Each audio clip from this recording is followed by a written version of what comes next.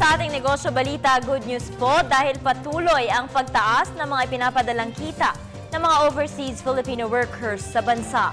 Ayon sa Bangko Sentral ng Pilipinas nitong Hulyo, nakapagtala ng panibagong record high sa OFW remittances. Balitaan mo kami, Jackie Sai. Patuloy na tumataas ang cash remittances sa bansa mula sa mga kababayan nating overseas Filipino workers.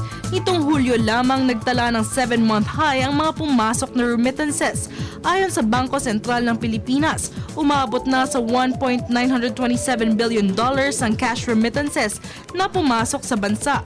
Mas tumaas ito ng mahigit 6% sa buwan ng Hulyo na itinuturing na isa sa pinakamataas na cash remittances rate mula pa noong 2012 hanggang sa kasalukuyan. Ang mga remittances na mula sa mga sea-based worker ay tumaas ng 7.8% o nagkakahalaga ng $3 bilyong. Samantalang padala naman mula sa terrestrial o land-based workers ay tumaas ng 5.2% o nagkakahalaga ng halos 10 bilyong piso. Dagdag ng BSP, isa sa mga rason sa patuloy na pag-unlad ng ekonomiya ng bansa ay dahil sa cash remittances.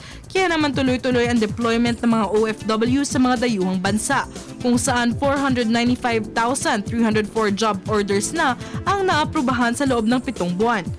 Malaki rin ang tulong ng mga bangko at money courier sa bansa upang maipadala ng mga OFWs ang kanilang kinikita sa kanilang mga pamilya.